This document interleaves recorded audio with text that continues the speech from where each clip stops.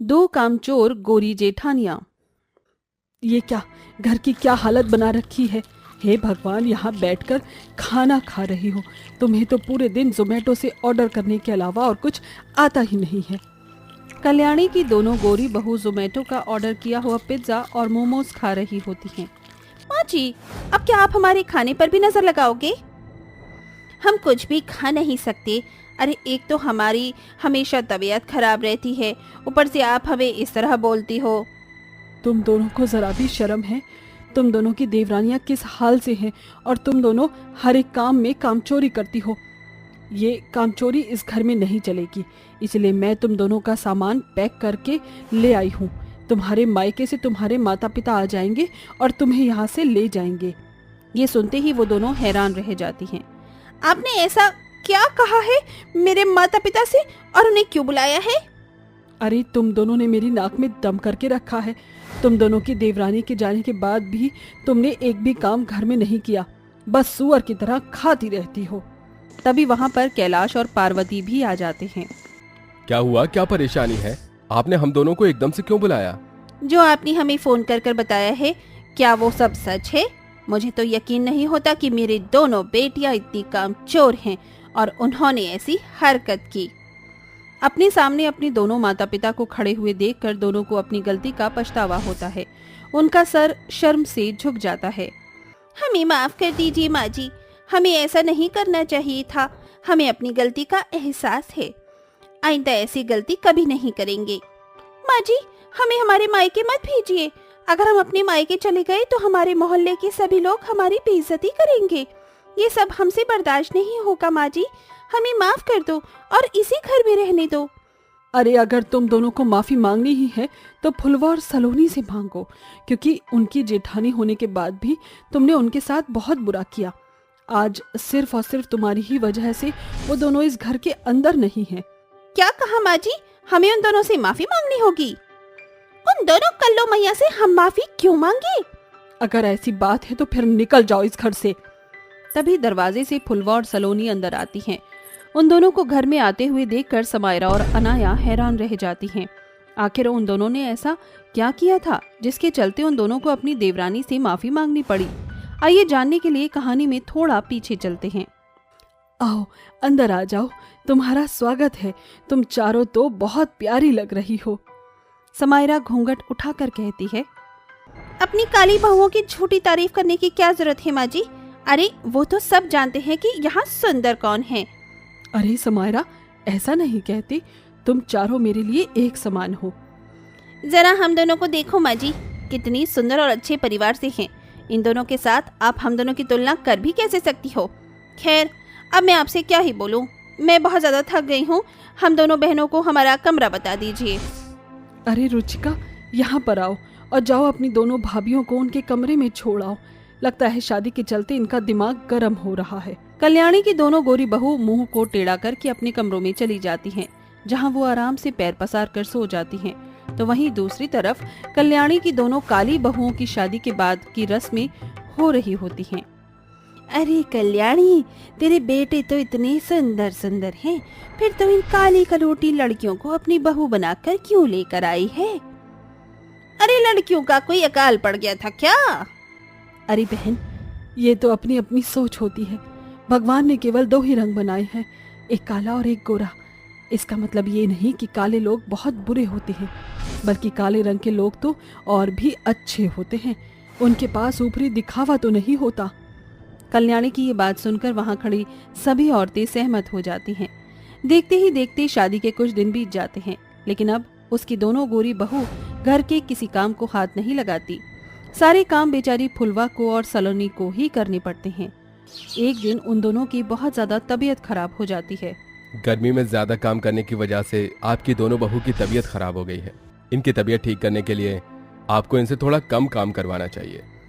आप बिल्कुल सही कहते हो डॉक्टर। डॉक्टर वहां से चला जाता है, जिसके बाद कल्याणी अपनी दोनों गोरी बहू को बुलाती है और कहती है, तुम दोनों की देवरानियां सारा दिन काम करती हैं और तुम दोनों हो कि जब देखो मुफ्त की रोटी तोड़ती रहती हो। अरे उन दोनों का भी ख्याल रखा करो। देखो उनकी तबीयत खराब हो गई है, अब घर के सारे काम तुम दोनों ही करोगे। क्या आपका दिमाग खराब हो गया है? आज ही मैं पेडिक्योर और मैनिक्योर करवा कर आई हूँ। मैं किसी काम को हाथ नहीं लगा सकती, सॉरी। मैंने भी आज ही फेशियल करवाया है। मेरा सारा ग्लो उड़ जाएगा घर के काम करूंगी तो, इसलिए माँ जी मुझे माफ कीजिए, मैं कोई काम नहीं कर सकती। रही बात हम दोनों के खाने की, तो हम दोनों अपना खाना मंगवा लेंगे और आप हमारी टेंशन मत लो। ऐसा कहकर वे दोनों अपने कमरे में चली जाती हैं, जिसके बाद वो स्विगी और जोमेटो से अपने लिए खाना ऑर्डर कर लेती हैं।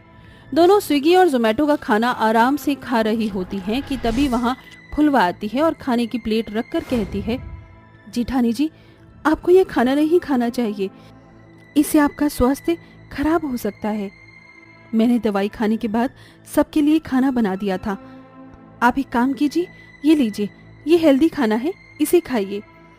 अरे ले जाओ यहाँ से, हमें तुम्हारे हाथ का खाना खाने की बिल्कुल भी इच्छा नहीं है। पता नहीं कैसे काले काले हाथों से तुमने खाना बनाया होगा। ये सुनकर बेचारी फुलवा को बहुत बुरा लगता है, लेकिन वो अपनी जेठानी से कुछ नहीं कहती। बेचारी फुलवा चुपचाप रसोई में आ जाती है। उसका उतरा हुआ चेहरा देखते ही सलोनी सब समझ जाती है और कहती है, कोई बात नहीं, ये सब तो होता ही रहता है, कुछ ही समय में हमारी जेठानियां हमें समझ जाएंगी। सलोनी ऐसा कहकर फुलवा को झूठी तसल्ली तो देती है, लेकिन उन दोनों का जरा भी बर्ताव चेंज नहीं होता। वो दोनों दिन भर किसी भी काम को हाथ नहीं लगाती और सारा दिन आराम करती, जिसके चलते सलोनी और फुलवा गर्भवती हो जाती हैं और उन दोनों को घर के काम करने में बहुत ज़्यादा परेशानी होती है। तभी एक दिन फुलवा और सलोनी अपनी कामचोर जेठानियों को सबक सिखाने के लिए अपनी सास के साथ एक प्लान बनाती हैं। माँ जी, इस तरह तो कुछ भी ठीक नहीं होगा। हमारी दोनों जेठानियाँ अपनी खूबसूरती के चलते घर के किसी काम को हाथ नहीं लगाती। अगर हम दोनों घर से चली जाएं तो शायद उनके ऊपर इस बात से कोई फर्क पड़े। तुम दोनों जो भी करोगी सही ही करोगी। अगर तुम्हारी दोनों कामचोर जेठानियों को सबक सिखाने के लिए यही तरीका सही है तो मैं तुम्हारे साथ हूँ। हाँ माँ जी, हम आपको एक काम करना होगा बस। सलोनी और फुलवा कल्याणी को सब कुछ समझा देती हैं, जिसके बाद कल्याणी अपनी दोनों गोरी बहुओं की शिकायत उसके माता पिता से लगा देती है। आपकी दोनों बेटी आपके सामने है, अगर अब इनका बर्ताव नहीं सुधरा तो मैं इस घर में इन दोनों कामचोरों को नहीं रख सकती। माँ जी, हमें आखिरी मौका दे दीजिए, आइंदा हम किसी भी काम में कामचोरी नहीं करेंगे और अपनी दोनों देवरानियों की डिलीवरी तक उनका बहुत अच्छे से ख्याल भी रखेंगे, हम वादा करते हैं माँ जी।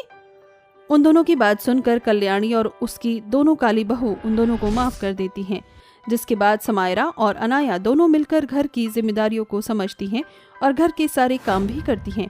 और इसी बीच वो दोनों मिलकर अपनी देवरानियों की डिलीवरी के चलते उनकी अच्छे से देखरेख भी करती हैं। अब वो चारों एक साथ खुशी खुशी रहने लगते हैं। इन गरीब सहेलियाँ माया, सुनीता, अंबिका ऑटो में बैठकर कहती हैं, कितना अच्छा है ना सुनीता, अंबिका, आज हम तीनों इतने साल बाद सलोनी की सास, अरे उसको क्या बोलते हैं अचानक से आने को? अरे वो सर पर राइस देना। ओहो, ये नहीं होता, सरप्राइज बोलते हैं उसे। अगर तुम भी मेरी तरह 10वीं तक पढ़ लेती तो आज ये दिन नहीं देखना पड़ता। जानती है ना हम कितने छोटे थे जब चौल में चारों एक साथ रहते थे। वो अपने अमीर बंगले से निकलकर हमारे साथ खेलने आती थी, तभी हमारी अच्छी दोस्ती हुई थी। यस यस, याद है। मीको, यू टेल, उसके लिए कुछ परचेज किया? यस यस, हम तीनों की तरफ से मैंने उसके लिए एक बड़ा सा कालाज लिया है जिसमें हमारी बचपन की यादें हैं। अरे भैया रुको रुको, रघुवीर नगर आ गया ना, हमें यहीं उतरना है। गोइंग का निवास यही है ना? जी जी मैम साहब, यही है। तभी तीनों अपनी पोटली लिए उसके घर में जाते हैं, जहां बड़े से दरवाजे को पार कर तीनों सहेलियां कहती हैं, अरे मोरी मैया, ये घर कितना आलीशान है, देखो तो कितना बड़ा झूमर है। बिल्कुल सही कहा तूने मायावती। ओए, मुझे मायावती नहीं, माया बोलो, समझी? अच्छा ठीक है ठीक है। अरे तुम दोनों लड़ना बंद करो, इतना अमीर घर तो सलोनी का पहले भी नहीं था जितना उसका ससुराल है। तभी सीढ़ियों से उतरकर हाई फाई साड़ी में मालती आती है। कौन हो तुम तीनों बंदरिया, और तुम्हारी हिम्मत कैसे हुई अंदर आने की? देखने से तो बहुत ज्यादा छपरी और गरीब लगती हो। आपकी हिम्मत कैसे हुई हमें छपरी और गरीब बोलने की? देखिए, हम तीनों बहुत शरीफ तहजीब वाली लड़कियां हैं, मतलब अब शादीशुदा हैं। आप हमसे ऐसे बात नहीं कर सकती। मुझे कैसे बात करनी चाहिए ये मुझे तुमसे पूछने की जरूरत नहीं है। शायद यहाँ आकर तुम्हारा कोई भी जानकार नहीं है। चलो निकलो मेरे घर से। देखिए आंटी जी, हम यहाँ से नहीं जाएंगे। हम सलोनी से मिलने आए हैं, वो हमारी दोस्त है। वो अमीर घर की लड़की तुम जैसी लड़कियों को अपनी सहेली नहीं बना सकती। चलो जाओ यहाँ से। सिक्योरिटी, सिक्योरिटी, इन्हें बाहर ले जाओ। मालती की आवाज सुनकर सिक्योरिटी आकर उन तीनों को बाहर ले जाने की कोशिश करता है। इतने में सलोनी खुशी से आकर कहती है, अरे अंबिका, माया, सुनीता, तुम तीनों वही हो ना जो प्रताप चौल में रहती थी? हाँ हाँ यार, तू तो बहुत ज्यादा बुटी फुल हो गई है। तेरी आदत अभी तक नहीं सुधरी चीजों को गलत बोलने की। ब्यूटीफुल होता है। वैसे तुम तीनों को मैंने उस जगह से जाने के बाद बहुत मिस किया। सरप्राइज कैसे दिया मुझे? बस दे दिया, तेरी याद जो सता रही थी हम लोगों को। अरे बहू, ये सब क्या हो रहा है? ये गरीब लड़कियां तेरी सहेली कैसे हो सकती हैं? तू तो शुरू से अमीरों के साथ रही है। हाँ माँ जी, माँ ने बचपन में प्रताप चौल के पास बंगला लिया था, तभी से ही तीनों मेरी बेस्ट फ्रेंड बन गई। तुम यहाँ बैठो, मैं तुम्हारे लिए खाने के लिए कुछ मंगवाती हूँ। धनिया भैया, अरे ओ धनिया भैया, जरा देसी पनीर वाली चाउमीन, डोसा और पाव भाजी, उसके साथ चॉकलेट शेक ले आइए। वो क्या है ना, मेरी तीनों सहेलियों को बहुत पसंद है। अरे वाह सलोनी, तुझे हमारी पसंद आज भी याद है? हाँ हाँ बिल्कुल, मैं तुम्हारी कोई चीज नहीं भूली आज तक। बहू, तू अपनी तीनों सहेलियों के साथ बैठ, मैं तो वेब सीरीज देखने जा रही हूँ। तेरी 3 कार्टून सहेलियों को देखने से अच्छा है मैं वेब सीरीज के सीजन खत्म कर लूँ। जी माँ जी। अरे तोहार सासू अम्मा का बोल गई सलोनी? अरे छोड़ो ना, इतने सालों बाद मिली हो तुम, बहुत सारी गपशप करेंगे हम। तभी नौकर धनिया उसकी पसंदीदा चीजें ले आता है, जिसे तीनों गरीब सहेलियां बड़े चाव के साथ जमीन पर बैठकर खाती हैं। अरे तुम तीनों जमीन पर क्यों खा रही हो? डाइनिंग टेबल पर खा लो। अरे यार, हमें नीचे बैठने की आदत है, तो हम यहीं खाएंगे। ठीक है। तभी सलोनी का पति केशव वहाँ आता है। अरे सलोनी, ये घर पर कौन आया है? पहले कभी नहीं देखा। इतने अजीब तरीके से क्यों खाना खा रही है? अरे केशव, आप इतनी जल्दी आ गए? ये मेरी सहेलियां हैं बचपन की, सुनीता, माया, अंबिका। तुम आराम से निश्चिंत होकर यहाँ खाना खाओ, बहुत सारा खाना रखा है। ये लो, शेक भी पी लो। थैंको थैंको। हेलो जीजू, हम तो हर साली साहिब। अरे वाह सलोनी, जीजू तो बहुत हैंडसम है, खाना भी बहुत अच्छा बना है। अब अपना ससुराल नहीं दिखाएगी जो इतना बड़ा महल जैसा है? अरे नहीं नहीं, जरूर दिखाऊंगी। चलो केशव, मैं जाऊं? हाँ बिल्कुल, लेकिन वादा करो तुम कुछ दिन मेरे साथ यहीं रहोगी। अरे पर हम तेरे ससुराल में कैसे रह सकते हैं? केशव जी, आप ही कुछ बोलिए ना, बहुत सालों बाद ये मुझसे मिलने आई हैं। अरे आप रुक जाएं, किसी चीज की आपको कोई कमी नहीं होगी। हाँ हाँ ओके, हम यहीं रुक जाएंगे। इतना कहने के बाद माया ने अपने बड़ी से ससुराल को अपनी 3 गरीब सहेलियों को दिखाया, जहां वो बहुत सारे कमरे देखती हैं। फिर अपने बेडरूम में ले जाती है, जहां वो एसी के अंदर बैठती हैं। अरे मोरी मैया, सलोनी तुम्हारा कमरा तो कश्मीर जैसा ठंडा है। ऐसा क्या लगा रखा है यहाँ पर? मुझे तो कूलर भी दिखाई नहीं दे रहा। जरूर बर्फ की सिल्ली तुमने दीवार के अंदर लगवाई है। अरे पागल हो तुम दोनों, वो देखो एसी लगा हुआ है ना, एसी में बहुत ठंडक हो जाती है कमरे में। सही है यार, तू तो शादी करने के बाद और भी ज्यादा अमीर हो गई है, जो इतनी ठाट बाट से रहती है। चलो मैं तुम तीनों को तुम्हारा कमरा दिखा देती हूँ, वहाँ आराम कर लो। तभी सलोनी अपनी तीनों सहेलियों को एक कमरा दे देती है और उनका एसी चला देती है, जहाँ अमीर चीजें देखकर तीनों हैरान थी। अगले दिन सुबह उठकर जब माया वॉशरूम जाती है तो इतने साफ बड़े से चमचमाते वॉशरूम को देखकर वो टॉयलेट सीट की पूजा करने लगती है। तभी कमरे से गुजरती हुई मालती उन्हें देखकर कहती है, ओह माय गॉड, ये तुम तीनों गरीब सहेलियां क्या कर रही हो? टॉयलेट सीट की कौन पूजा करता है? अरे हमें तो ये टॉयलेट सीट लग नहीं रहा, इतना चमचमा रहा है कि मन किया इसका प्रयोग करने से पहले इसकी पूजा पाठ कर ले। हाँ आंटी जी, अभी आ जाइए, पूजा कर लीजिए। हे भगवान, ये कैसी मेरी बहू की निकम्मी सहेलियां हैं। छी छी छी। अरे बहू, जल्दी यहाँ। जी माँ, क्या हुआ? आप चिल्ला क्यों रही हैं? और यहाँ क्यों हैं आप मेरी सहेलियों के कमरे में? अरे जरा अपनी गवार सहेलियों को देख, क्या कर रही है। माया, ये तो क्या कर रही है पागल? वॉशरूम के पाठ पूजा कौन करता है? खैर, जल्दी से तैयार हो जाओ, खाना बना दिया है। अब वॉशिंग मशीन में कपड़े धोने जा रही हूँ। मैं तो रेडी हूँ सलोनी, मैं तेरे साथ कपड़े धुलवा देती हूँ। तभी सलोनी वॉशिंग मशीन में कपड़े डालकर कहती है, तुम तो हाथ से धोती होंगी, पर पता है वॉशिंग मशीन में कपड़े झटपट से धुल जाते हैं और सूख भी जाते हैं। अरे वाह, ये तो बड़ी अच्छी चीज है, हर चीज मिल जाती है इसमें। हाँ बिल्कुल, वो भी बहुत अच्छे से। अच्छा, मैं उन्हें कॉफी देकर आती हूँ। ये बोलकर सलोनी रसोई में से कॉफी देने चली जाती है। फिर अंबिका बहुत सारे गंदे बर्तनों को देखकर कहती है, मुझे उसका काम खत्म करवा देना चाहिए। क्यों ना मैं ये सारे बर्तन वॉशिंग मशीन में डाल दूं, अच्छे से चमक जाएंगे। ऐसा बोलकर अंबिका वॉशिंग मशीन में कपड़ों के बाद बहुत सारे बर्तन डाल देती है, जिसके बाद उन बर्तन के गोल गोल घूमने से मशीन में खिटखिट आवाज आने लगती है। आवाज इतनी भयंकर होती है कि घर के सभी लोग वहाँ इकट्ठा हो जाते हैं। ओ माय गॉड, ये क्या हो रहा है? कोई जल्दी से मशीन बंद करो। तभी सलोनी वॉशिंग मशीन का तार निकाल देती है। मैं तो इसमें कपड़े डालकर गई थी, ये बर्तन कैसे आए? अब तो मशीन भी खराब हो गई होगी। जरूर तेरी गवार फ्रेंड का ही किया धरा होगा। इन गरीब लोगों को कुछ नहीं आता। ये तो कुछ दिन यहाँ ठहरने के लायक भी नहीं है, अपनी जात दिखा दी। अंबिका, ये तूने ही किया है ना? मुझे माफ कर दे यार, मुझे लगा मैं तेरे काम जल्दी से खत्म कर दूंगी, बर्तन साफ हो जाएंगे कपड़े की तरह, लेकिन मैं भूल गई थी कि गरीब सहेली हो। एक भी तेरी सहेली ठीक नहीं है।